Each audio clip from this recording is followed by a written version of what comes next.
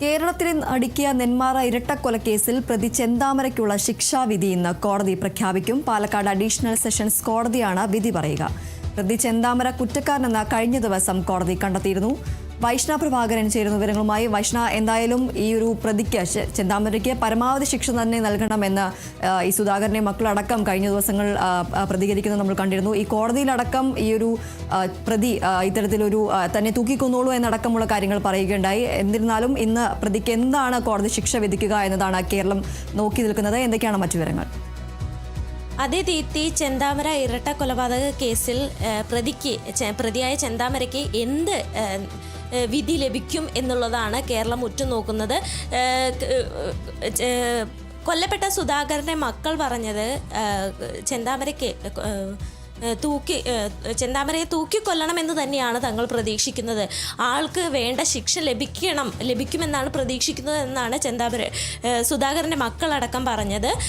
എന്തായാലും ചെന്താമരയ്ക്ക് ഒരു വളരെ ശക്തമായൊരു ശിക്ഷ ലഭിക്കുമെന്നാണ് എല്ലാവരും പ്രതീക്ഷിക്കുന്നത്. 2025 ഇങ്ങനെ ഒരു കൊലപാതകം നടക്കുന്നത്.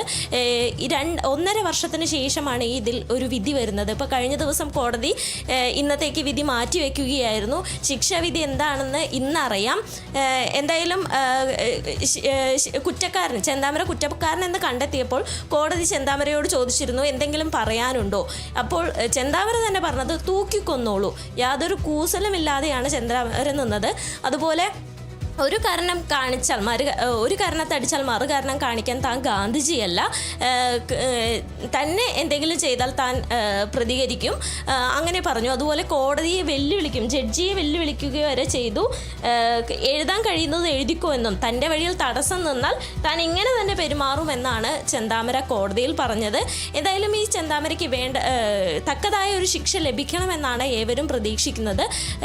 സുധാകരനെയും അമ്മ ലക്ഷ്മിയെയും ചെന്താമര 2025 ജനുവരി 27 വെട്ടിക്കൊലപ്പെടുത്തുന്നത്. 2019 ഓഗസ്റ്റ് 31 സുധാകരൻ്റെ ഭാര്യ സജിതയെ കൊലപ്പെടുത്തിയിട്ടുണ്ടായിരുന്നു. സജിതയെ കൊലപ്പെടുത്തിയ കേസിൽ ജാമ്യത്തിലിറങ്ങിയാണ് ചെന്താമര ഈ ഒരു ഇരട്ട കൊലപാതകം നടത്തിയത്. ജാമ്യത്തിലിറങ്ങി ഈ ഒരു പ്രദേശത്ത് പ്രവേശിക്കാൻ ചെന്താമരയ്ക്ക് അനുമതിയില്ലായിരുന്നു. ഈ ഒരു സാഹചര്യത്തിൽ ഇവിടെ തന്നെ താമസിച്ചു വരുമ്പോൾ സുധാകരനും മകളും ഒക്കെ അടക്കം പരാതി നൽകിയിരുന്നു. ഈ പരാതിയൊന്നും പോലീസ് മുഖവിലേക്ക് എടുത്തില്ല എന്ന് പറയുന്നുണ്ട്. ഈ ഒരു സാഹചര്യത്തിൽ തന്നെ സുധാകരൻ ബൈക്കിൽ പോവുകയായിരുന്നപ്പോൾ സുധാകരനെ തടഞ്ഞു നിർത്തി വെട്ടുകയായിരുന്നു. ഈ ശബ്ദം കേട്ടെത്തിയ അമ്മ ലക്ഷ്മിയെയും വെട്ടി പരിക്കേൽപ്പിക്കുകയായിരുന്നു. ഇങ്ങനെയാണ് ചെന്താമര ഇരുവരെയും കൊലപ്പെടുത്തിയത്. സജിത, ഈ സുധാകരൻ്റെ ഭാര്യ സജിത, ചെന്താമരയും ഭാര്യയും മകളും ഒക്കെ അകന്നു കഴിയുകയായിരുന്നു. ഇതിന് കാരണം സുധാകരൻ്റെ ഭാര്യ സജിതയാണെന്ന് പറഞ്ഞാണ് സജിതയെ കൊലപ്പെടുത്തുന്നത്. അതിൽ ജാമ്യത്തിലിറങ്ങി, അതിൽ ജീവപര്യന്തം തടവിന് വിധിച്ചതാണ് ചെന്താമരയെ. അതിൽ ജാമ്യത്തിലിറങ്ങി ഇരിക്കുന്ന സമയത്താണ് ഈ ഒരു ഇരട്ട കൊലപാതകം ചെന്താമര നടത്തുന്നത്.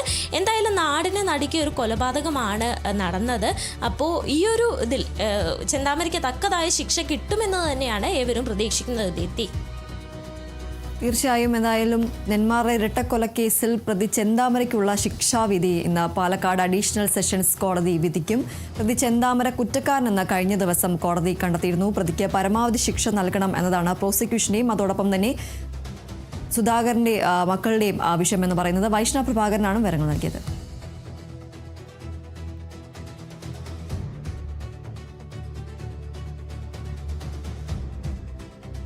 നിയമന തട്ടിപ്പിൽ ക്രൈംബ്രാഞ്ച് അന്വേഷണ സംഘം ആവശ്യപ്പെട്ട രേഖകൾ കൈമാറുന്നതിൽ PSC തീരുമാനം നിർണായകം. വിവാദമായ ആസൂത്രണ ബോർഡ് നിയമനത്തിലെ പരീക്ഷയുടെയും മൂല്യനിർണ്ണയത്തിന്റെയും രേഖകളാണ് ക്രൈംബ്രാഞ്ച് ആവശ്യപ്പെട്ടത്. രേഖകൾ ആവശ്യപ്പെട്ട് ക്രൈംബ്രാഞ്ച് സംഘം PSCക്ക് കത്ത് നൽകി. PSC ഓഫീസിൽ അന്വേഷണ ഉദ്യോഗസ്ഥർ നേരിട്ടെത്തിയാണ് കത്ത് നൽകിയത്.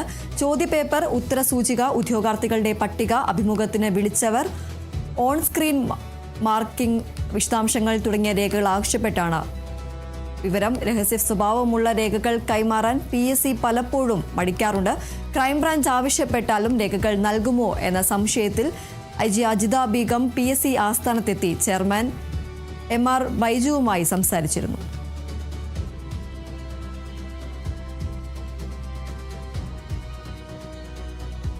ഇന്നത്തെ മന്ത്രിസഭാ യോഗത്തിൽ അനുകൂലമായ തീരുമാനമുണ്ടായില്ലെങ്കിൽ സമരം കടുപ്പിക്കാൻ LPST റാങ്ക് ഹോൾഡേഴ്സിന്റെ തീരുമാനം. സെക്രട്ടേറിയറ്റിന് മുന്നിൽ റാങ്ക് ഹോൾഡേഴ്സിന്റെ കൂട്ടായ്മ രാത്രി പന്തം കൊളുത്തി പ്രകടനം നടത്തി. വാക്ക് പാലിക്കാൻ പുതിയ സർക്കാരിന് ഉത്തരവാദിത്തമുണ്ടെന്നും അനുകൂല നിലപാടുണ്ടായില്ലെങ്കിൽ തലമുണ്ടനം ചെയ്ത് പ്രതിഷേധിക്കുമെന്നും ഉദ്യോഗാർത്ഥികൾ പറഞ്ഞു. റാങ്ക് പട്ടിക പ്രസിദ്ധീകരിച്ച് 1 വർഷം പിന്നിട്ടിട്ടും നിയമനം നടക്കുന്നില്ലെന്ന് ആരോപിച്ചാണ് ഉദ്യോഗാർത്ഥികൾ സമരവുമായി വീണ്ടും രംഗത്തെത്തിയത്. കഴിഞ്ഞ വർഷം മെയ് 31-നാണ് LP സ്കൂൾ അധ്യാപകരുടെ റാങ്ക് ലിസ്റ്റ് PSC പ്രസിദ്ധീകരിച്ചത്. ലിസ്റ്റ് വന്ന് 1 വർഷം പിന്നിടുമ്പോഴും നിയമനം അനിശ്ചിതത്വത്തിലാണെന്ന് ഉദ്യോഗാർത്ഥികൾ പറയുന്നു. അധ്യാപക വിദ്യാർത്ഥി അനുപാതം കുറയ്ക്കണമെന്നുമാണ് ഉദ്യോഗാർത്ഥികളുടെ ആവശ്യം. ഡിവിഷൻ ഫോൾ നേരിടുന്ന അധ്യാപകരെ പ്രധാന അധ്യാപക ഒഴിവുകളിലേക്ക് പുനർവിന്യസിച്ച് വിരമിക്കൽ ഒഴിവുകൾ റിപ്പോർട്ട് ചെയ്ത നിയമനം അടിയന്തരമായി നടപ്പിലാക്കണമെന്നും ഉദ്യോഗാർത്ഥികൾ ആവശ്യപ്പെടുന്നു. ഞങ്ങൾ അധ്യാപകരിൽ നിന്ന് തെരുവിലിറങ്ങിയിട്ട് ഇത് 9ാമത്തെ ദിവസമാണ്. ഞങ്ങൾ മാറി മാറി ഭരിക്കുന്ന ഓരോ സർക്കാരിനോടും ഞങ്ങളുടെ ആവശ്യങ്ങൾ ആവശ്യപ്പെട്ടിട്ടും ഒരാളും വെറും വാഗ്ദാനങ്ങൾ നൽകി ഞങ്ങളെ പറ്റിക്കുകയല്ലാതെ ഞങ്ങളുടെ ഒരു ആവശ്യങ്ങളും മാന്യമായ നീതിക്കായി പോരാടുന്ന ഞങ്ങളുടെ ഒരു ആവശ്യങ്ങളും ഇതുവരെയും ഒരു സർക്കാരും നടത്തി തന്നിട്ടില്ല എന്നുള്ളതാണ്. ഒരുപാട് വർഷങ്ങൾ കഷ്ടപ്പെട്ട് പഠിച്ച് രാവും പകലും ഉറക്കമൊഴിച്ചിരുന്ന് പഠിച്ചാണ് ഞങ്ങൾ ഈ ലിസ്റ്റ് ഇടം പിടിച്ചത്. എന്നിട്ട് 5 ജില്ലകളിൽ 1ാം റാങ്കുകാരന് പോലും ജോലി കിട്ടാത്തൊരവസ്ഥയിലൂടെയാണ് ഞങ്ങൾ കടന്നു പോയിക്കൊണ്ടിരിക്കുന്നത്. ഇന്ന് ഞങ്ങൾ അത്രയേറെ ഗതി കെട്ടിട്ട് മണ്ണ് വാരി തിന്നേണ്ട അവസ്ഥ വരെ സർക്കാർ ഇന്ന് സൃഷ്ടിച്ചിരിക്കുന്നു.